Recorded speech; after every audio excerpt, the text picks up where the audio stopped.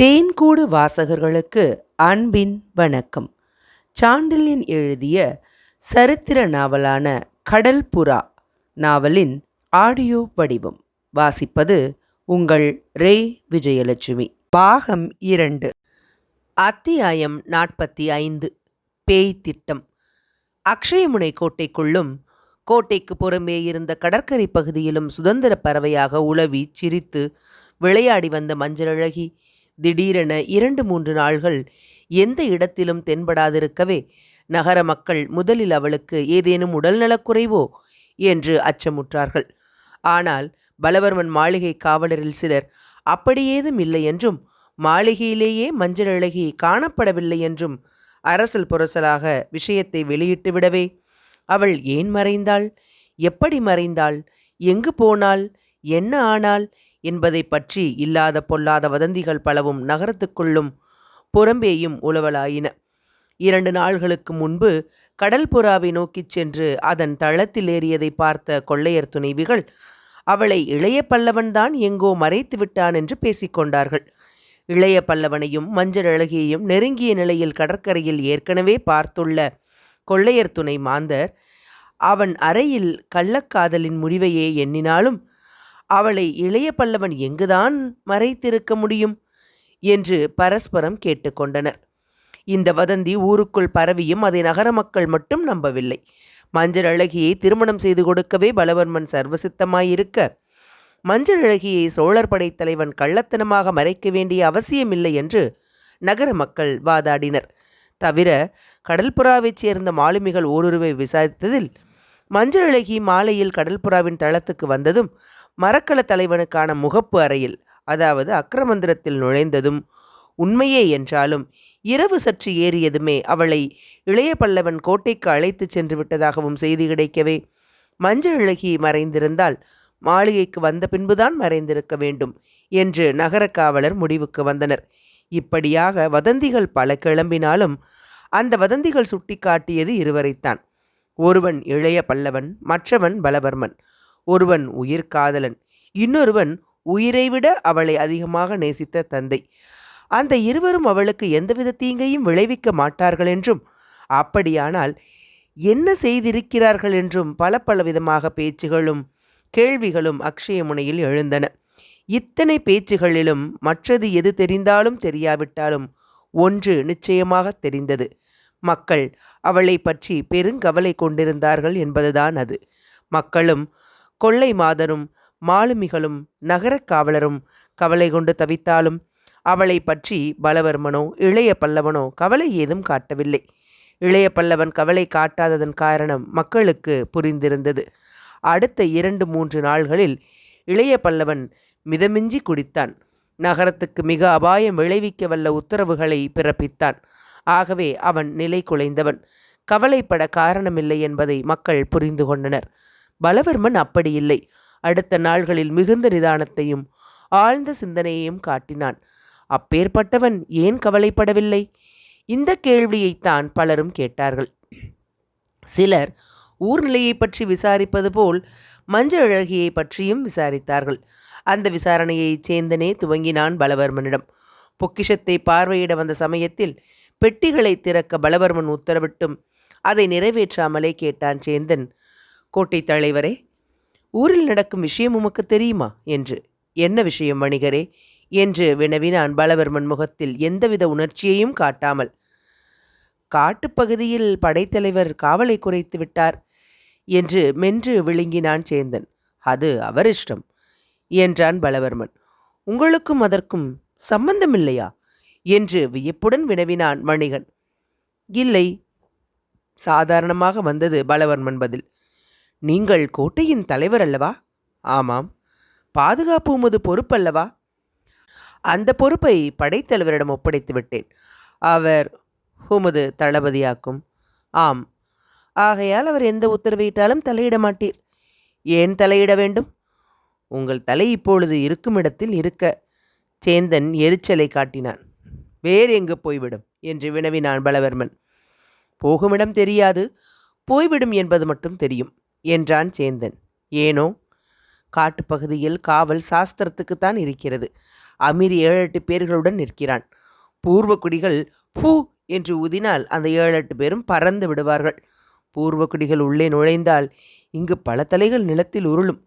உமது தலை மட்டுமென்ன இரும்பா? கத்தியால் வெட்டினால் உருளாதா? உருளும். அதை தடுக்க முயலக்கூடாதா? என்ன செய்ய வேண்டும் அதற்கு? மஞ்சள் அழகியை சிறிது வெளியே காட்டுங்கள். எதற்கு? இளைய பல்லவர் சுயநிலை அடைய. மஞ்சள் அழகி மறைந்து விட்டதால் தான் படைத்தலைவர் மதி குலைந்து விட்டதாக மக்கள் நினைக்கிறார்கள். மஞ்சள் அழகியை கண்டால் இளைய பல்லவரின் குடி சற்று தேக்கப்படும், மதியும் சரிப்படும். மதி சரிப்பட்டால் இப்படி கண்டபடி உத்தரவுகளை பிறப்பித்து காவலை கலைக்க மாட்டார். பலவர்மன் சற்று யோசித்தான். பிறகு சொன்னான், வணிகரே, உமது யோசனையில் அர்த்தம் இருக்கிறது என்று. மகிழ்ச்சி என்றான் சேந்தன். உமக்கு மூளையும் இருக்கிறது என்றான் பலவர்மன். அது இப்பொழுதுதான் புரிந்ததாக்கும் என்று கேட்டான் சேந்தன் விஷமமாக. பலவர்மன் அந்த விஷமத்துக்கு பதிலாக விஷத்தை கக்கினான். வணிகரே, மூளையை அதிகமாக உபயோகப்படுத்த வேண்டாம். உபயோகப்படுத்தி உனக்கு சம்பந்தமில்லாத விஷயத்தில் தலையிடாது இரும். அப்பொழுதுதான் உமது மூளையும் அதை உள்ளடக்கியிருக்கும் தலையும் மிஞ்சும். இல்லையேல் என்று வாசகத்தை முடிக்காமலே சென்று விட்டான் அக்ஷயமுனை கோட்டையின் தலைவன். அவன் பேச்சை எண்ணி எண்ணி குமுறினான் சேந்தன். எத்தனை திமிர்ந்த கோட்டை தலைவனுக்கு என்று உள்ளுக்குள்ளேயே கருவிக்கொண்டு அவனை பழிவாங்கும் நோக்கத்துடன் இளைய பல்லவன் கூறுவதை விட துரிதமாகவே பலவர்மன் பொக்கிஷத்தை மக்களுக்கு அள்ளி வாரிவிடத் தொடங்கினான். ஆனால் அந்த பணத்தையும் லட்சியம் செய்யும் நிலையில் மக்கள் இல்லை. 3 நாள் கழித்து மஞ்சள் அழகியின் மறைவை கூட மறந்துவிடும் நிலை அந்த நகரத்தில் ஏற்பட்டது. 3ஆம் நாள் இரவிலிருந்தே பக்கிட்பாரிசன் காட்டுப்பகுதியில் தொலைதூரத்திலிருந்து பூர்வக்குடிகளின் பெரும் டமார ஓசைகள் கேட்கத் தொடங்கின. காட்டுப்புறத்தில் எங்கோ தூரத்தில் தீப வெளிச்சமும் அடிக்கடி தெரியத் தொடங்கியது. சில சமயம் நள்ளிரவையொட்டி ஓரிரு தீபங்கள் கோட்டை மதிலிலிருந்து சற்று தள்ளி இருந்த காட்டு ஓரங்களிலும் தெரியத் தொடங்கின. இதையெல்லாம் கவனித்த நகர மக்கள் பெரும் கிளியடைந்தனர். காட்டுப்பகுதியில் தூரத்தை கேட்ட டமார ஒளிகளும் அடிக்கடி சுடர்விட்ட தீப ஒளிகளும் பதக்குகளின் தாக்குதலுக்கு பூர்வாங்கம் என்பதை நகர மக்கள் அறிந்தே இருந்தனர். அடுத்த 2 நாள்களில் அமாவாசையும் நெருங்க இருந்ததால் பூர்வக்குடிகள் கண்டிப்பாய் நகரத்தை தாக்கப் போகிறார்கள் என்ற உணர்வு ஏற்படவே நகர மக்கள் பீதியும் கொதிப்பும் அடைந்தனர். முன்பெல்லாம் இல்லாத தைரியம் தங்களுக்கு இளைய பல்லவனால் ஏற்பட்டும், இளைய பல்லவன் முயற்சியால் ஆயுத பயிற்சி நன்றாக தங்களுக்கு அளிக்கப்பட்டும், ஏன் தங்களை பாதுகாப்புக்கு படைத்தலைவனோ அமீரோ அணிவகுத்து நிறுத்தவில்லை என்பது அவர்களுக்கு புரியாததால் பெரும் கொதிப்படைந்தனர். கொதிப்படைந்த மக்களின் தலைவர் இருவர் அது பற்றி அமீரை விசாரித்தனர். அமீரிடமிருந்து சரியான பதில் ஏதும் வரவில்லை. உங்களை உபயோகப்படுத்தும் சமயம் படைத்தலைவருக்கு தெரியும் என்று திட்டமாகச் சொல்லி மேலே ஏதும் பேச மறுத்துவிட்டான் அமீர். அவனிடம் எதையும் அறிய முடியாத நகர மக்கள் விளக்கம் பெற இளைய பல்லவனை அணுகினார்கள். 2 தலைவர்களும் சென்றபோது கையில் மதுக்குப்பியுடன் காட்சியளித்தான் இளைய பல்லவன். அவர்களை பார்த்ததும் பஞ்சனையில் எழுந்து உட்கார்ந்து, தெரியும் நீங்கள் வந்திருக்கும் காரியம், இதை பிடுங்கிக் கொண்டு போகப் போகிறீர்கள் என்று மதுக்குப்பியை காட்டினான். அவனிருந்த நிலை அவர்களுக்கு வெறுப்பை தந்தது. இத்தகைய குடிகாரனை நம்பி பூர்வ குடிகளையும் விரோதித்து கொண்டு விட்டோமே என்று தங்களையே அவர்கள் நொந்து கொண்டார்கள். இருப்பினும் தலைவரில் ஒருவன், படைத்தலைவரே என்று துவங்கினான். படை ஏது, தலைவர் ஏது? வெறிச்சிரிப்பு அறையை ஊடுருவியது. அக்ஷயமுனை ஆபத்தில் இருக்கிறது என்று இன்னொருவன் ஆரம்பித்தான். இருக்கட்டும் என்று இளைய பல்லவன் குப்பியின் வாயுடன் தன் வாயை பொருத்தி எடுத்தான். பூர்வக்குடிகள் என்று இழுத்தான் முதலாவன். பூர்வக்குடிகள்? ஆம், அவர்கள்தான் பூர்வக்குடிகள். நீங்கள் பின்னால் வந்தவர்கள். அவர்கள் ஊரை அவர்களிடம் விட்டுவிடுங்கள், ஓடிப்போய் விடுங்கள் என்று தட்டு தடுமாறி உளறினான் இளைய பல்லவன். 2 தலைவரும் மிகுந்த வெறுப்புடன் அவனை நோக்கிவிட்டு அறையிலிருந்து அகன்றனர். மறுநாள் நிலை இன்னும் மோசமாயிற்று. கொள்ளைக்காரர் போர்க்களங்கள் எல்லாம் இளைய பல்லவன் உத்தரவுப்படி எங்கெங்கோ போய்விடவே துறைமுகத்திலும் காவல் இல்லை. காவல் செய்யக்கூடிய கடல் புறாவோ கரையில் இழுபட்டு கிடந்தது. எந்த திக்கிலும் சரியான காவல் இல்லாததால் சரியான ஆடை இல்லாத பிச்சைக்காரியைப் போல் மிக பரிதாபமாக காணப்பட்டது அக்ஷயமுனை. காவலை இழந்த துறைமுகத்தில் இரவில் சூழு இனத்தாரின் படகுகள் நடமாடத் தொடங்கின. அவற்றை ஏதும் செய்ய வேண்டாமென இளைய பல்லவன் உத்தரவிட்டிருந்ததால் அவற்றின் அருகே கடல் புறாவின் மாலுமிகளோ படகுகளோ செல்லவில்லை. இதை கண்டும் மக்கள் அஞ்சினர். அக்ஷயமுனை கோட்டையை எந்தவித கஷ்டமுமின்றி ஆள் சேதமின்றி கைப்பற்ற அதைவிட சிறந்த சமயம் ஏதும் கிடையாதென்பதை அறிந்த மக்கள் கலங்கினர். அதை கண்டு ஓரளவு பலவர்மனும் கலங்கினான். அவன் கலக்கத்துக்கு காரணம் வேறு. அந்த காரணத்தை தன் மாளிகை தோட்டத்தில் அமாவாசைக்கு முதல் நாள் இரவு வில்வலனை சந்தித்த அதே மரத்தடையில் கூறினான் பலவர்மன். அன்று மாந்தையின் அலறல் கேட்டு தோட்டத்துக்கு சென்ற பலவர்மன் வில்வலனை கண்டதும் காட்ட வேண்டிய மகிழ்ச்சிக்கு பதில் அச்சத்தையே காட்டினான். பலவர்மா, நாம் அந்த படைத்தலைவனை பழிவாங்கும் சமயம் நெருங்கிவிட்டது என்று குதூகலத்துடன் துவங்கிய வில்வலனை கவலையுடனும் அச்சத்துடனும் நோக்கிய பலவர்மன், வில்வலா, இளைய பல்லவன் போக்கு எதுவும் எனக்கு பிடிபடவில்லை என்றான். என்ன அவன் போக்கு என்று வினவினான் வில்வலன். அவனே இந்த நகரத்தின் காவலை பலப்படுத்தினான். ஆம், அவனே இப்பொழுது அதை பலவீனப்படுத்தி இருக்கிறான். நமக்கு நல்லதுதானே? நல்லதுதான், உண்மையாயிருந்தால். உண்மையாயிருக்காதென்று சந்தேகமா? ஆம். அவன் குடிப்பதாக சொல்கிறார்களே? அதிகமாக குடிக்கிறான். குடிகாரன் உத்தரவுகள் எப்படி இருக்கும்? எப்படி இருக்க வேண்டுமோ அப்படித்தான் இருக்கின்றன. ஆனால் அத்தகைய குடிகாரன் உத்தரவை மற்றவர்கள் ஏன் நிறைவேற்றுகிறார்கள்? வில்வலன் சற்று யோசித்தான். ஆம், அதை நாம் யோசிக்க வேண்டும். இதில் ஏதாவது சூது இருக்குமோ என்று வில்வலனும் கவலையுடன் கேட்டான். இருக்கலாம், இருந்தால் நாம் அதற்கு இடம் கொடுக்கக்கூடாது என்று பலவர்மன் கூறினான் வில்வலனை உற்று நோக்கி. அதற்கு என்ன செய்ய வேண்டும்? இளைய பல்லவன் கோட்டையின் காவற்படையையோ மக்கள் படையையோ நடத்தாதிருக்கச் செய்ய வேண்டும். எப்படி செய்வது?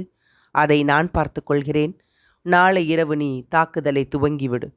இளைய பல்லவன் என் அறையில் இருப்பான் பிணமாக என்று கூறிய பலவர்மன் அந்த காரிருள் மெல்ல நகைத்தான். அந்த பயங்கர சிரிப்பு மெல்ல இருந்தாலும் பேய்ச்சிரிப்பாக இருந்தது. அந்த வினாடியில் பேயும் வகுக்க அஞ்சும் கொடிய திட்டத்தை வகுத்து விட்டான் பலவர்மன். அத்தியாயம் 45 நிறைவடைந்தது. அத்தியாயம் 46 புது வாழ்வு. மாளிகை தோட்டத்தின் மரத்து நிழலில் வில்வலனை சந்தித்து மறுநாள் இரவு நகரத்தின் மீது தாக்குதலை துவக்கும்படி உத்தரவிட்டு இளைய பல்லவன் உயிரையும் அதே அமாவாசை இரவில் ஒழித்து கட்ட திட்டமிட்டு மீண்டும் தன் அறையை நாடிய பின்பும் பலவர்மன் சிந்தையில் ஏதோ விவரிக்க இயலாத சந்தேகமும் பயமும் ஊடுருவி நின்றன. காட்டுப்பகுதியில் கோட்டை காவலை பலவீனப்படுத்தியும் கடற்பகுதியில் காவலே இல்லாமலே அடித்தும் இளைய பல்லவன் தன் திட்டங்களுக்கு அனுகூலமாகவே சகல விதத்திலும் காரியங்களை செய்திருந்தும் அந்த காரியங்களை கண்டு தன் மனம் மகிழ்ச்சியடைவதற்கு பதிலாக ஏன் பயத்தின் வசப்படுகிறது என்று தன்னைத்தானே பலமுறை கேட்டுக்கொண்டான் பலவர்மன். தன் மஞ்சத்தில் உட்கார்ந்த வண்ணமே நகர காவலையும் பாதுகாப்பையும் குலைத்து இளைய பல்லவன் இட்ட விபரீதமான உத்தரவுகள் குடிவெறியில் இடப்பட்ட உத்தரவுகளாகையால் அவை விபரீதமாயிருந்ததில் வியப்பு ஏதும் இல்லை என்றாலும் அந்த உத்தரவுகளையும் போரில் வல்ல அமீரும் கண்டியத்தேவனும் எதற்காக சிறமேல் ஏற்றி நிறைவேற்றுகிறார்கள் என்பது மட்டும் பலவர்மனுக்கு சிறிதும் புரியவே இல்லை. போர்களின் சரித்திரத்தை பார்க்கும்போது படைத்தலைவர்கள் தவறான உத்தரவுகளை பிறப்பித்த சமயங்களிலெல்லாம் உபதலைவர்களும் வீரர்களும் புரட்சி செய்திருப்பதே வழக்கமாயிருந்திருக்க இளைய பல்லவன் விஷயத்தில் மட்டும் அந்த சரித்திரம் மாறுபட காரணம் என்னவென்று பலமுறை யோசித்த பலவர்மன் விடையேதும் காணாமல் தவித்தான். இளைய பல்லவன் எந்த முட்டாள்தனமான உத்தரவை பிறப்பித்தாலும் அதை மற்றவர்கள் நிறைவேற்றுவது அவனிடத்தில் உள்ள பயத்தினாலா பக்தியினாலா என்று அலசி பார்த்தும் ஏதும் புலப்படாமற் போகவே மீண்டும் மீண்டும் சஞ்சலத்துக்கு உள்ளாகி அன்றிரவை தூங்காமலே கழித்தான் பலவர்மன். அப்படி பல கேள்விகளுக்கும் சந்தேகங்களுக்கும் சஞ்சலத்துக்கும் இலக்கானதால் மறுநாள் விடிந்த அமாவாசை பொழுது பலவர்மனுக்கு மகிழ்ச்சியை கொடுப்பதற்கு பதில் பெரும் மலைப்பையே கொடுத்தது. பெரும் விளைவுகளை ஏற்படுத்த வல்ல இரவுக்கு பூர்வாங்கமாக முளைத்த அந்த அமாவாசை தினத்தின் காலை பொழுதில் மாளிகையின் மாடிக்கு சென்று அக்ஷயமுனை கோட்டையையும் காட்டுப்பகுதியையும் கடற்பகுதியையும் கண்களால் அளவெடுத்த பலவர்மன் நகரத்துக்குள்ளே இருந்த அமைதியைக் கண்டு அசந்து போனான். அந்த காலை நேரத்தில் காட்டுப்பகுதிக்குள் ஆகாயத்தை நோக்கி எழுந்து சென்ற புகைமண்டலம் வில்வலனின் வீரர்கள் நகரத்துக்கு அதிக தூரத்தில் இல்லை என்பதை புலப்படுத்தியது. கடற்பகுதியில் தரையில் பாதி இழுபட்டு கிடந்த கடற்புறாவை தவிர மருந்துக்கு கூட மரக்கலம் ஒன்றும் இல்லாததும் எந்த வினாடியிலும் சூழுக்கள் துறைமுகத்துக்குள் நுழைந்து விடலாம் என்பதை நிரூபித்தது. இந்த நிலையில் நகர மக்கள் ஏதும் நடக்காதது போல் தங்கள் தினசரி அலுவல்களை கவனித்து நடமாடிக்கொண்டிருந்தனர். நகரத்துக்குள்ளிருந்த நிலை யாரும் எந்த நிகழ்ச்சியையும் சமீபத்தில் எதிர்பார்க்கவில்லை என்பதை கண்டு ஓரளவு மகிழ்ச்சி அடைந்தாலும் அந்த மகிழ்ச்சி மீண்டும் மீண்டும் மனத்தில் இருந்து அறுபட்டு போவதற்கு காரணம் அறியாமல் தவித்தான். அத்தனை தவிப்பிலும் இருந்தது அவனுக்கு தன்னை விட இளைய பல்லவன் பெரிதாக மதித்து அவனிடம் தங்களை ஒப்படைத்து கொண்ட அக்ஷயமுனை கோட்டை மக்களுக்கு அன்றிரவு தான் சரியான பாடம் கற்பிக்கப் போவதையும், மறுநாள் முதல் தன்னிடம் அக்ஷயமுனை மீண்டும் அடிமைப்பட்டு கிடக்கப் போவதையும் நினைத்த பலவர்மன் உள்ளே எழுந்த திருப்திக்கு அறிகுறியாக சிறிது புன்முறுவலையும் தனது இதழ்களில் தவள விட்டு கொண்டான். அப்படி புன்முறுவல் கொண்ட சமயத்தில், கோட்டை தலைவர் காலையில் மகிழ்ச்சியுடன் இருப்பது எனக்கும் மகிழ்ச்சி அளிக்கிறது என்று தனக்கு பின்னாலிருந்து எழுந்த சொற்களை கேட்டு திகைத்து திரும்பிய பலவர்மன் தன்னை மிகவும் நெருங்கிய வண்ணம் இளைய பல்லவன் நிற்பதைக் கண்டதும் திகைப்பை மின்னல் வேகத்தில் மறைத்து கொண்டு ஆச்சரிய சாயை முகத்தில் படரவிட்டு கொண்டான். நீங்களும் காலையில் எழுந்து விட்டீர்களா என்று ஏதோ கேட்க வேண்டும் என்பதற்காக கேட்கவும் செய்தான் பலவர்மன். ஆம், எழுந்து விட்டேன். நேற்று பூராவும் சரியான உறக்கமில்லை என்று கூறிய இளைய பல்லவன் பலவர்மன் முகத்தை கூர்ந்து நோக்கினான். உணர்ச்சிகளை லேசில் வெளிக்காட்டாத பலவர்மன் முகத்தில் திகைப்பின் குறி வெளிப்படையாக தெரிந்தது. என்ன, நேற்றிரவு உறக்கமில்லையா என்ற கேள்வி கவலையை காட்டும் முறையில் கேட்கப்பட்டாலும் உண்மையில் முகத்தில் தெரிந்த கிளி குரலிலும் பிரதிபலித்தது. ஆம், அடியோடு உறக்கமில்லை என்றான் இளைய பல்லவன். காரணம்? கவலையுடனேயே எழுந்தது இந்த கேள்வியும். வர வர ஊரில் அமைதி குறைந்து வருகிறது என்று சுட்டிக்காட்டினான் இளைய பல்லவன். அமைதி குறைந்து வருகிறதா? ஆம். எப்படி? மக்கள் சதா இரவிலும் போர் பயிற்சி செய்கிறார்கள். இந்த பெரும் பொய்யை கேட்டு மலைத்த பலவர்மன், அப்படி ஏதுமில்லையே, போர் பயிற்சி, அணிவகுப்பு இவற்றைத்தான் நீங்களே நிறுத்திவிட்டீர்களே என்று கூறினான். நான் நிறுத்தினால் யார் கேட்கிறார்கள்? எல்லோரும் தான் கேட்கிறார்கள். அப்படியானால் நேற்றிரவு புறவும் டமார சத்தம் அடிக்கடி கேட்டதே, அது காட்டுப்பகுதியிலிருந்து கேட்டிருக்கும். காட்டுப்பகுதியில் டமாரம் அடிக்க யார் இருக்கிறார்கள்? இந்த கேள்வியை கேட்டதும் மேலும் அசந்து போனான் பலவர்மன். தினம் மிதமீறி குடிப்பதால் உண்மையாகவே இளைய பல்லவன் ஏதுமறியாமல் இருக்கிறானா அல்லது முழு பூசணிக்காயை சோற்றில் மறைக்க பார்க்கிறானா என்பதை அறியாத பலவர்மன், காட்டுப்பகுதியில் பூர்வக்குடிகள் நடமாட்டம் அதிகமாக இருப்பது உங்களுக்கு தெரியாதா என்று வினவினான். எனக்கு எப்படி தெரியும்? சர்வசாதாரணமாக கேட்டான் இளைய பல்லவன். நகர பாதுகாப்பின் பொறுப்பை ஏற்றுள்ள படைத்தலைவர் நீர், உமக்கு தெரியாமல் வேறு யாருக்கு தெரியும்? காட்டுப்பகுதியானால் அமீருக்குத்தான் தெரியும், கடற்பகுதியானால் கண்டியத்தேவரை கேட்க வேண்டும். இரண்டிலும் உமக்கு சம்பந்தம் இல்லையா? இல்லை. ஏன்? என் உபதலைவர்களை நான் நம்புகிறேன். மேற்பார்வை உமது பொறுப்பல்லவா? என் உபதலைவர்களுக்கு மேற்பார்வை அவசியமில்லை. அப்படியானால் அடிக்கடி கண்ட உத்தரவுகளை ஏன் பிறப்பிக்கிறீர்கள்? அவசியம் என்று தோன்றினால் பிறப்பிப்பேன்.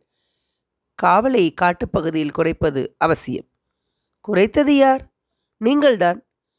வேண்டுமானால் மீண்டும் பலப்படுத்தி விடுகிறேன் என்ற இளைய பல்லவன் திடீரென பலவர்மன் போக்கில் ஏற்பட்ட மாறுதலை கண்டு உள்ளூர மகிழ்ச்சியடைந்தான். வேண்டாம் வேண்டாம், காவலை பலப்படுத்த வேண்டாம். உங்கள் கருத்தை அறிந்துதான் காவலை குறைத்தேன். அக்ஷயமுனை கோட்டை தலைவரின் இதயமறிந்து நடக்கும் அத்தனை புத்தி கூட அவருடைய உபதளபதிக்கு இருக்காதென்று நினைத்தீர்களா என்று கேட்ட இளைய பல்லவன் அந்த உபதளபதி தான் தான் என்பதை சுட்டிக்காட்ட தன் மார்பில் கையால் தட்டிக்கொள்ளவும் செய்தான். பலவர்மனின் பிரமிப்பு உச்சிக்கு போய் கொண்டிருந்தது. தன் இதயம் அறிந்து உத்தரவுகளை பிறப்பிப்பதாகச் சொன்ன இளைய பல்லவன் மது இழந்து உளறுகிறானா அல்லது தன்னை பார்த்து நகைக்கிறானா என்பது விளங்கவில்லை அக்ஷயமுனை கோட்டை தலைவனுக்கு. அந்த சமயத்தில் இளைய பல்லவன் புத்தி பெரும் நிதானத்தில் இருப்பதை புரிந்து கொண்ட பலவர்மன் அன்று பகல் பூராவும் இளைய பல்லவனை அதே தெளிந்த புத்தியுடன் உலாவ விடுவது அபாயம் என்ற முடிவுக்கு வந்து, நேற்றிரவு பூராவும் உறக்கமில்லை என்றீர்களே, ஏன் என்று பேச்சை மாற்றினான். நேற்றிரவு சரியான மது கிடைக்கவில்லை என்று காரணம் கூறினான் இளைய பல்லவன். அப்படியா? ஆம், எனக்கு சொல்லி அனுப்பியிருந்தால் நான் அனுப்பியிருப்பேனே. இப்பொழுதுதான் அனுப்புங்களேன். பகலிலாவது சிறிது உறங்குகிறேன். கண் எரிச்சலும் தலைவலியும் அதிகமாயிருக்கிறது என்றான் இளைய பல்லவன். அவசியம் அனுப்புவதாகச் சொல்லி போன பலவர்மன் சிறந்த மது வகையராக்களை அடுத்த சில நிமிஷங்களுக்குள் அனுப்பி வைத்தான். அந்த மதுவில் பெரும்பாகத்தை அறிந்துவிட்டு பஞ்சனையில் படுத்த இளைய பல்லவன் உச்சி வேளை கிட்டிய பொழுது கூட எழுந்திருக்கவே இல்லை. இளைய பல்லவனையும் இளைய பல்லவன் அறைக்கு வந்து போவோர்களையும் கண்காணிக்க பலவர்மன் நியமித்திருந்த ஒற்றர்கள் மிகவும் மகிழ்ச்சி தரும் செய்திகளையே அவனுக்கு கொண்டு சென்றனர். உச்சி வேளை வரையில் உறங்கிய இளைய பல்லவனை எழுப்ப முயன்ற அமீரும் கண்டியத்தேவனும் எப்படி நடத்தப்பட்டார்கள் என்பதை கேள்விப்பட்ட பலவர்மன் பெரும் பூரிப்படைந்தான். அந்த செய்தியை கொண்டு வந்த ஒற்றனை ஒரு முறைக்கு இருமுறையாக அதை பற்றி விசாரிக்கவும் செய்தான். உண்மையாக அப்படியா நடத்தினான் இளைய பல்லவன் அமீரையும் கண்டியத்தேவனையும் என்று விசாரித்தான் பலவர்மன். வணங்கி நின்ற ஒற்றன் சொன்னான், ஆம் பிரபு, அப்படித்தான் நடத்தினார் படைத்தலைவர் என்று. அமீரை கூடவா என்று வியப்பு குரலிலும் மண்ட விசாரித்தான் பலவர்மன். அமீர்தான் முதலில் வந்தார். அவர்தான் மிகவும் கேவலப்படுத்தப்பட்டார் என்றான் ஒற்றன். எப்பொழுது வந்தான் அமீர்? உச்சி வேளைக்கு சற்று முன்பு. வந்து என்ன கேட்டான்? அது தெரியாது. உள்ளே சென்றார். ஒரு வினாடிக்கெல்லாம் போ வெளியே என்ற இளைய பல்லவன் வெறி கூச்சல் கேட்டது. அமீரை கழுத்தை பிடித்து தள்ளிக்கொண்டு அறைக்கு வெளியே வந்தார் இளைய பல்லவர். பிறகு காட்டுப்பகுதியில் பூர்வக்குடிகள் நெருங்குகிறார்கள் என்று ஆத்திரத்துடன் கூவினார் அமீர். நெருங்கினால் நெருங்கட்டும், போய்விடு. நெருங்கினால் இந்த ஊர் போகும். இந்த ஊர் உன் பாட்டன் வீட்டு சொத்தா என்று இளைய பல்லவர் கூவிவிட்டு உள்ளே சென்று பஞ்சனையில் விழுந்தார். பிறகு அமீர் இளைய பல்லவரை சபித்து கொண்டே சென்றார். என்ன சபித்தார்? எப்படியாவது ஒழியட்டும், நான் போகிறேன், நாளையே இந்த நகரத்தை விட்டு என்று இறைந்து விட்டு சென்றார். பலவர்மன் ஆனந்தத்தின் வசப்பட்டான். கண்டியத்தேவன் அடுத்தபடி வந்தானா என்று விசாரித்தான், அந்த ஆனந்தம் குரலிலும் பரிமளிக்க. ஆம், வந்தார். அவருக்கும் கிட்டத்தட்ட அதே கதிதான் என்றான் ஒற்றன். கிட்டத்தட்ட என்றால்? இவரை கழுத்தை பிடித்து தள்ளவில்லை, அவராகவே ஓடிவிட்டார். ஒற்றனின் இந்த பதிலால் ஏற்பட்ட ஆனந்தத்தின் ஊடே ஆழ்ந்த சிந்தனையிலும் இறங்கினான் பலவர்மன். தனக்கு அனுகூலமாகவே சகல காரியங்களும் நடந்து வருவது அவனுக்கு பெரும் ஆனந்தத்தை அளித்தாலும் எதற்கும் தான் மிகுந்த எச்சரிக்கையுடன் நடந்து கொள்ள வேண்டும் என்ற முடிவுக்கு வந்தான். அன்று பகல் பூராவும் இளைய பல்லவனை மட்டுமின்றி அமீரையும் கண்டியத்தேவனையும் கூட கண்காணிக்க வேண்டிய அவசியத்தையும் உணர்ந்தான் பலவர்மன். அவர்கள் மீதும் தனது ஒற்றர்களை ஏவினான். அன்று பகல் பூராவும் ஒற்றர்கள் கொண்டு வந்த செய்தி அவன் ஆறுதலை அதிகரிக்கவே செய்தது. காட்டுப்பகுதியில் அன்று மாலை வரையில் அமீர் காவலை அதிகப்படுத்தவில்லை என்பதை அறிந்தான் பலவர்மன்.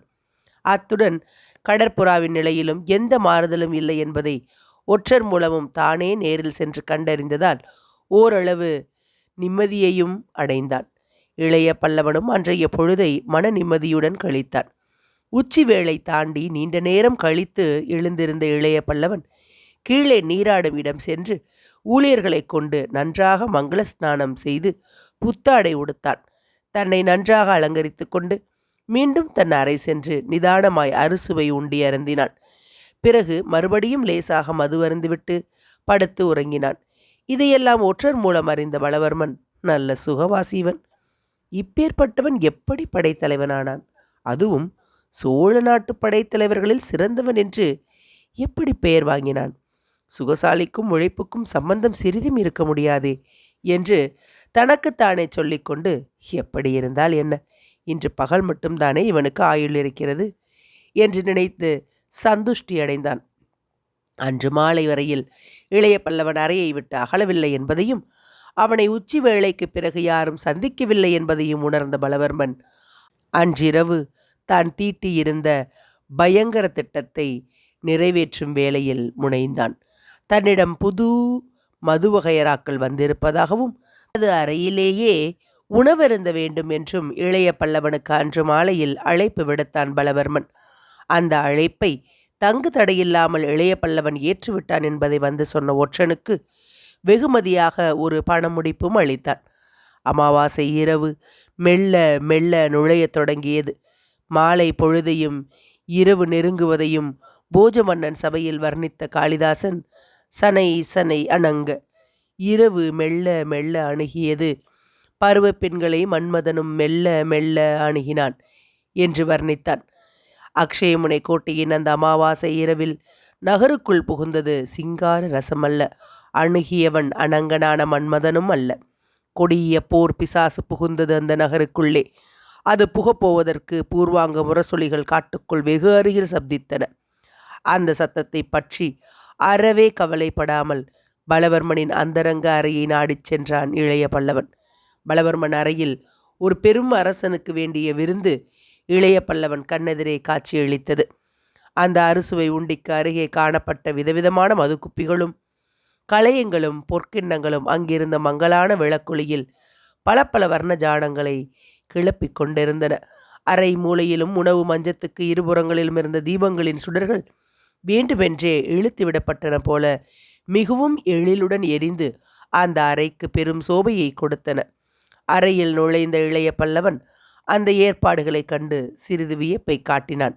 அவனை முகமலர்ச்சியுடன் வரவேற்ற பலவர்மன், வரவேண்டும் வரவேண்டும், நாம் இருவரும் சேர்ந்து உணவருந்தி நாளாகிறது என்றான். நான் வந்தது உணவருந்து அல்ல என்ற இளைய பல்லவன் பதில் சட்டென்ற அதிர்ச்சியை தந்தது பலவர்மனுக்கு. அந்த குரலிலிருந்த விபரீத ஒளி அவனுக்கு திகிலை அளித்தது. வேறெதற்கு வந்தீர்கள் என்று கேட்டான் அவன். மது அருந்த, வெறியுடன் கூறினான் இளைய பல்லவன். பலவர்மன் முகத்தில் சாந்தியின் சாயை படர்ந்தது. மது இல்லாமல் உங்களை அழைப்பேனா? சிறிது உணவு அருந்திவிட்டு பிறகு மது அருந்தலாம் என்று உபசரித்த வண்ணம் இளைய பல்லவனை கையை பிடித்து அழைத்துச் சென்று ஆசனத்தில் அமர்த்தி தானும் அமர்ந்தான்.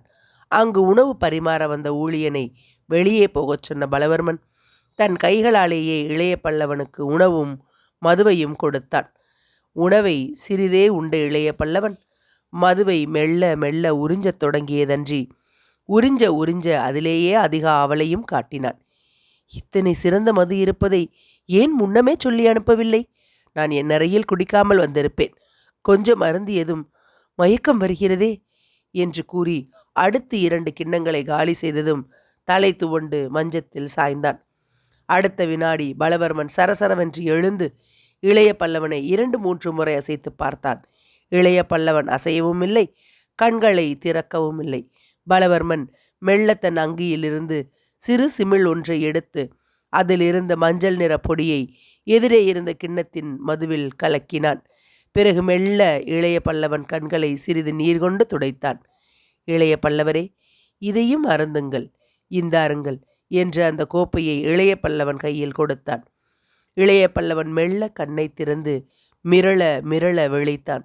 பிறகு மது கிண்ணத்தை எடுத்துக்கொண்டு தள்ளாடி தள்ளாடி நடந்து அரைக்கதவை நோக்கி நடந்தான். அரைக்கதவை நோக்கி பலவர்மனுக்கு முதுகை காட்டிய வண்ணம் விஷம் நிரம்பிய அந்த மது கிண்ணத்தை வாயருகே கொண்டு சென்றான். அறையை தாளிட முயன்றான். அடுத்த வினாடி மதுவற்ற மதுக்கிண்ணம் மேலே பறந்தது. கூரையில் கிளாங் என்று தட்டி ஒலி எழுப்பி அறை மூலையில் விழுந்தது.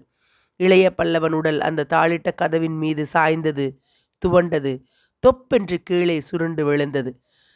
பலவர்மன் அறை மூளைக்கு ஓடி கிண்ணத்தை எடுத்து பார்த்தான். அதிலிருந்து மதுவில் ஒரு துளி கூட மீதி இல்லை. அந்த மூலையிலிருந்த அறை கதவை நோக்கினான். அதன் கீழே கிடந்தது இளைய பல்லவன் சடலம், ஆடாமல் அசையாமல். முகத்தில் வெற்றிக்குறி உலாவ கதவிடம் சென்று இளைய பல்லவன் உடலை இருமுறை காலால் உதைத்து பார்த்தான் பலவர்மன். அங்கங்கள் உயிரின்றி செயலிழந்து கிடந்தன. அங்கிருந்து அரை நடுவே வந்த பலவர்மன் மது கிண்ணம் ஒன்றை கையில் எடுத்து கொண்டு, ஒளிந்தான் என் விரோதி, இந்த இரவு முதல் அக்ஷயமுனைக்கு புது வாழ்வு துவங்குகிறது என்று இறைந்து கூவி வாயில் கிண்ணத்தை வைத்து மதுவை உறிஞ்சினான்.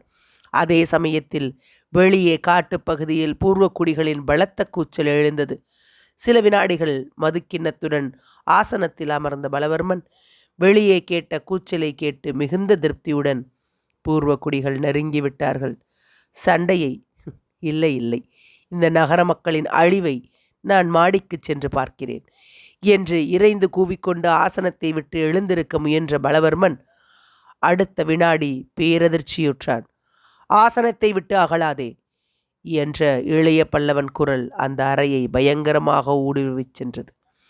கதவிருந்த இடத்தை நடுக்கத்துடன் நோக்கினான் பலவர்மன்.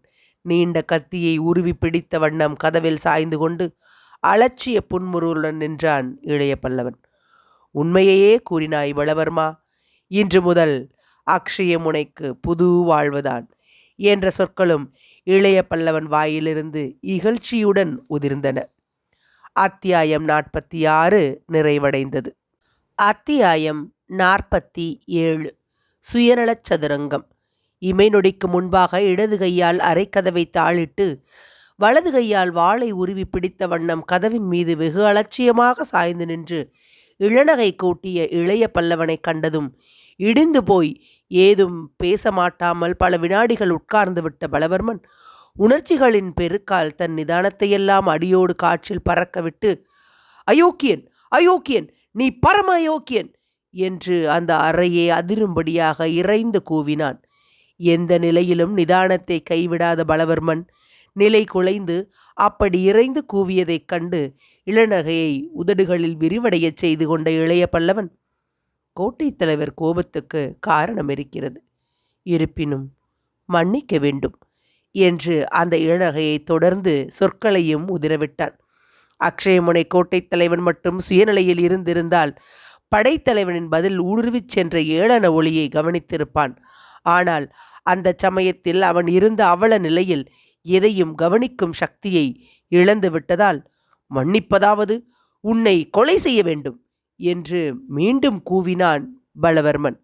தங்கள் நினைப்பு சிறந்ததுதான், ஆனால் அதை நிறைவேற்ற அடியவனால் முடியவில்லை. இன்னும் கொஞ்ச நாள் உயிரை வைத்திருக்க உத்தேசித்திருக்கிறேன் என்ற இளைய பல்லவன் சற்று இறைந்தே நகைத்தான். அந்த சிரிப்பு பலவர்மனுக்கு ஓரளவு நிதானத்தை அளித்தது. கொந்தளித்து எழுந்த உணர்ச்சிகளை வெகு சீக்கிரம் அடக்கி கொண்ட பலவர்மனும் மௌன புன்முறுவலொன்றை உதடுகளில் தவழவிட்டு கொண்டே சொன்னான். சோழ நாட்டு படைத்தலைவரே, நமது உத்தேசப்படி காரியம் நடப்பதில்லை. உயிரை வைத்திருக்க நீர் உத்தேசித்திருக்கிறீர், ஆனால் வாழ்வில் உத்தேசம் வேறு, விளைவது வேறு என்று. உண்மை என்று சர்வசாதாரணமாக ஒப்புக்கொண்டான் இளைய பல்லவன். எது உண்மை என்று சற்றே சந்தேகத்துடன் கேள்வியை வீசினான் பலவர்மன். உத்தேசம் வேறு, விளைவது வேறு. அதை உணர்ந்து கொள்வதுதான் விவேகம். அந்த விவேகம் தங்களுக்கும் இத்தனை நேரம் உண்டாயிருக்க வேண்டும். இந்த பதிலை சொல்லி இளைய பல்லவன் பலவர்மனை ஏளனத்துடன் நோக்கினான். எனக்கா விவேகமா என்று கேட்டான் பலவர்மன் ஆச்சரியம் குரலில் பூரணமாக துடிக்க. அந்த ஆச்சரியத்தின் ஊடே சற்று பயமும் ஊடுருவி நின்றது.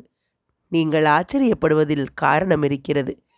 உங்களுக்கும் விவேகத்துக்கும் அதிக சம்பந்தம் இருப்பதாக தெரியவில்லை என்று சர்வசாதாரணமாக கூறினான் இளைய பல்லவன்.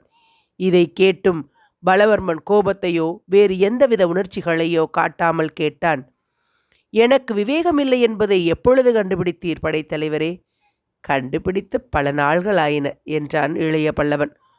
பலவர்மனின் உதடுகளில் இகழ்ச்சி புன்முறுவல் படர்ந்தது. பல நாள்களாக எதையும் கண்டுபிடிக்கும் நிலையில் படைத்தலைவர் இல்லையே என்று விஷமத்துடன் கூறவும் செய்தான் அக்ஷயமுனை கோட்டை தலைவன். இளைய பல்லவன் மெல்லச் சிரித்துவிட்டு சொன்னான், இங்கு விவேக குறைவு இருக்கிறது என்று.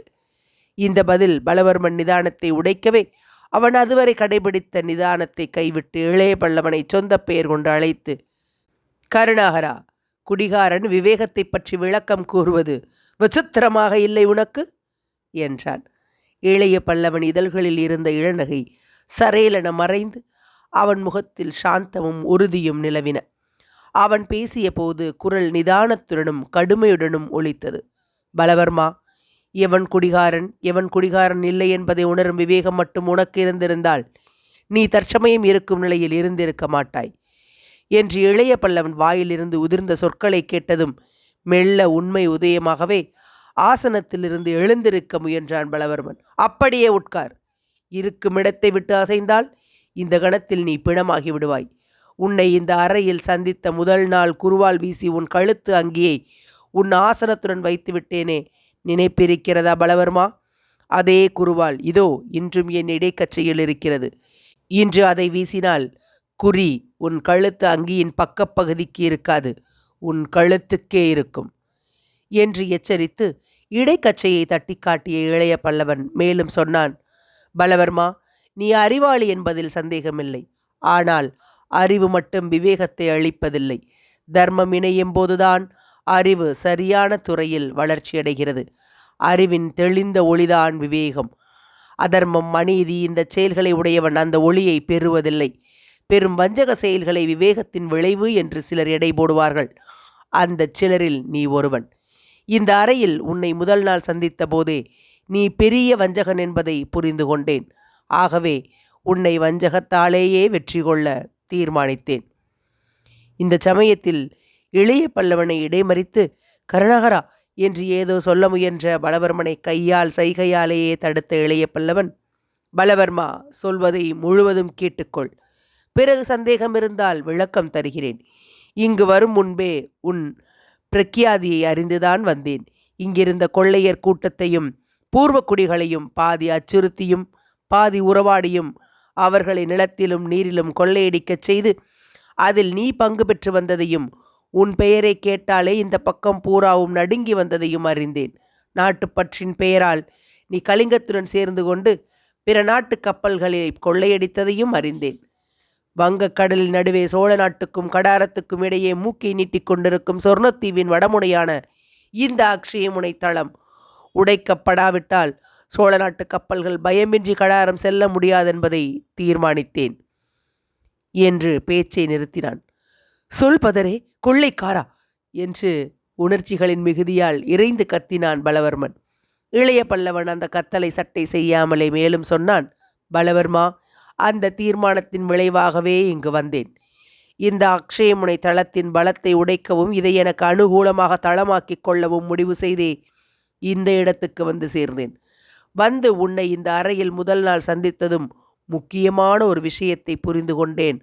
உனக்கு நாட்டு பற்றோ மக்கள் பற்றோ ஏதுவும் கிடையாது.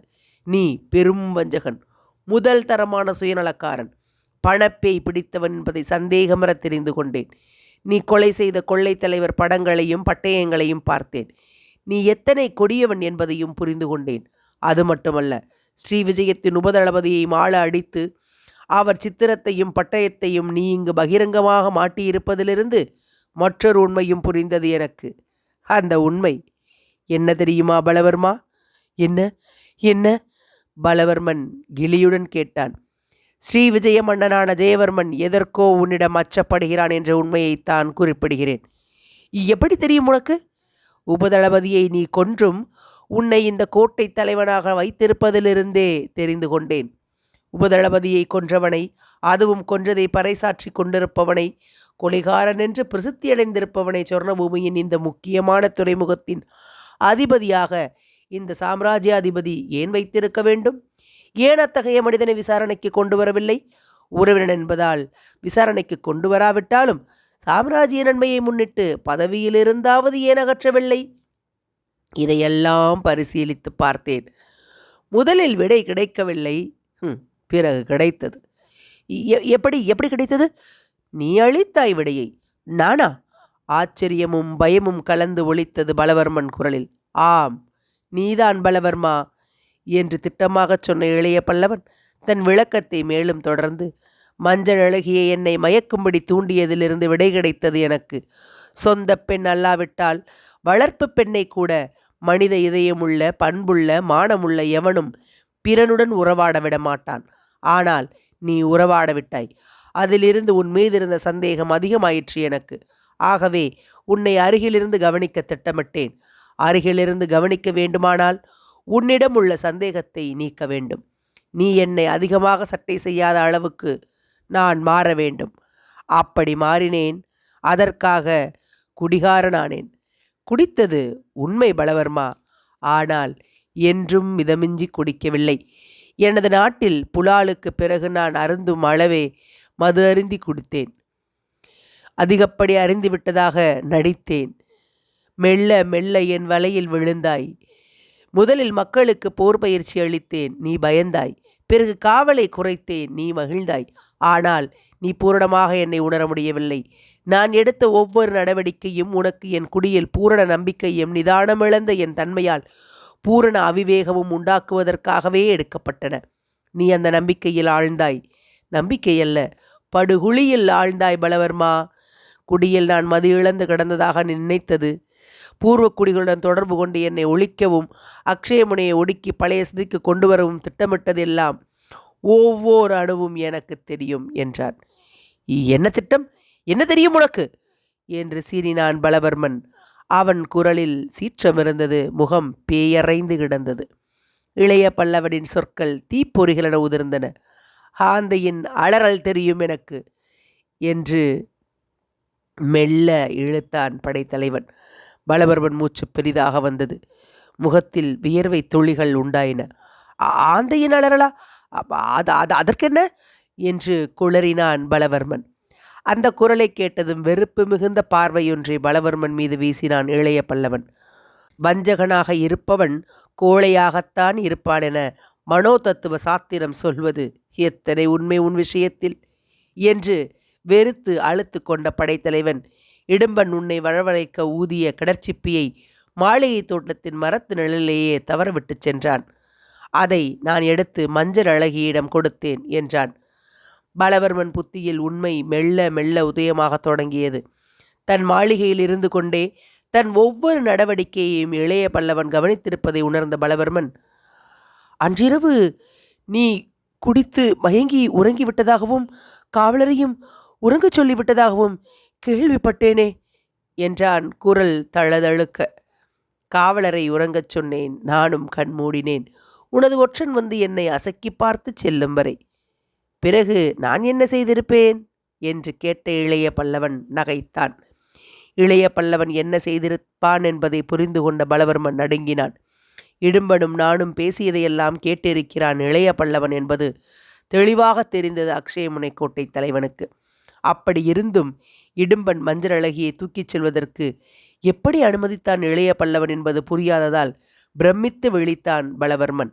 அவன் பிரமிப்பிலிருந்தே உள்ளத்திலோடும் எண்ணங்களை புரிந்து கொண்ட இளைய பல்லவன் சொன்னான், மஞ்சள் அழகியை அபகரித்துச் செல்ல நீ இடும்பனுக்கு உத்தரவிட்டதற்கு ஆதரவளித்தது நான் தான். அவன் தூக்கிச் சென்றால் செல்லும்படி மஞ்சள் அழகிக்கு கூறியதும் நான் தான். பலவர்மனின் பிரமிப்பு உச்சஸ்தாயை அடைந்தது. மஞ்சள் அழகிக்கு இது தெரியுமா முன்பே என்று வினவினான். தெரியும். முதலில் அவள் நம்பவில்லை. பிறகு உன்னிடம் அவளை அனுப்பினேன். எதற்கு? உன் உண்மை சொரூபத்தை விளக்க. என்ன சொரூபத்தை விளக்கினாய்? உனக்கு அவளிடம் எந்த அக்கறையும் இல்லை என்பதை விளக்கினேன். இந்த நாட்டின் அரசியல் சதுரங்கத்தில் நானும் அவளும் காய்கள் என்பதை அவள் ஒரு நாள் கடற்கரையில் என்னிடம் சொன்னாள். அரசியல் சதுரங்கம் ஏதும் அக்ஷயமுனையில் இல்லை, ஓர் அயோக்கியனின் சுயநல சதுரங்கம்தான் இருக்கிறது என்று விளக்கினேன். அதை நேரில் உணர அவளையே அனுப்பினேன். நான் அவளிடம் முறை தவறி நடப்பதாகவும் என் அறைக்கு அவளை அழைப்பதாகவும் கூறச் செய்தேன். அவள் உன்னிடம் வந்தாள். நான் சொல்லச் சொன்னதை சொன்னாள். உன்னை பற்றி நான் கூறியதையெல்லாம் சரியென்று உணர்ந்து மீண்டும் என்னிடம் வந்தாள். அடுத்து செய்ய வேண்டியதையும் கூறினேன். அவள் இணங்கினாள். பலவர்மன் தலை சுழன்றது. இருப்பினும் ஒரு நம்பிக்கை மட்டும் இருந்தது அவனுக்கு. அந்த சமயத்திலும் காட்டுப்பகுதியில் கேட்டுக்கொண்டிருந்த பூர்வ குடிகளின் இறைச்சலும் டமார ஒளிகளும் அவனுக்கு பெரும் நம்பிக்கையை ஊட்டின.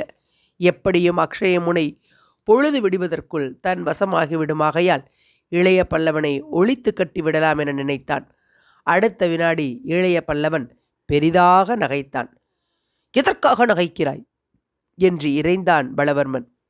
உன் மணக்கோட்டையை நினைத்து நகைக்கிறேன் என்றான் இளைய பல்லவன். என்ன மணக்கோட்டையை சொல்கிறாய் என்று மீண்டும் சீறினான் பலவர்மன். விடுவதற்குள் இந்த கோட்டை உன் வசமாகிவிடுமென்ற மணக்கோட்டையை சொல்கிறேன் பலவர்மா என்றான் இளைய பல்லவன். பலவர்மன் முகத்தில் ஈ ஆடவில்லை. இளைய பல்லவன் அவன் அருகில் சென்று, நம்மிருவர் பேச்சில் நேரம் மூடிவிட்டது பலவர்மா, மாடிக்கு வா, உண்மையை புரிந்து கொள் என்று கூறி அவன் கையை பிடித்து சரசரவென்று இழுத்து கொண்டு கதவை திறந்து மாடிக்கு அவனை அழைத்து சென்றான். அவர்கள் இருவரும் மாடியை அடைந்த சமயத்தில் காட்டுப்பகுதியை அடுத்திருந்த மதில் சுவரிலிருந்து பெரும் கொம்பு ஒன்று பலமாக அலறியது. அதை கேட்டதும் தனது அறைக்கு சென்று மின்னல் வேகத்தில் மற்றொரு கொம்புடன் ஓடி வந்த இளைய பல்லவன் அந்த கொம்பை வாயில் வைத்து பலமாக ஊதினான். மதில் சுவரிலிருந்து வந்த கொம்பு சத்தமும் மாளிகை மாடியிலிருந்து கிளம்பிய கொம்பொலியும் மாறி மாறி 3 முறை அக்ஷயமுனை நகரத்தை ஊடுருவிச் சென்றதும் பிரமிக்கத்தக்க நிகழ்ச்சிகள் தொடர்ந்தது. நன்றாக பார் பலவர்மா, உன் சுயநல சதுரங்கத்தின் காய்கள் சிதறுவதைப் பார், மக்கள் பலத்தை பார், உன் கதியை பார் என்ற இளைய பல்லவன் குரல் தொலைதூரத்தில் இருந்து ஒலிப்பது போல் கேட்டது பலவர்மனுக்கு. அதிர்ச்சியால் பலவர்மனின் தலையும் சுழன்றது. அத்தியாயம் 47 நிறைவடைந்தது.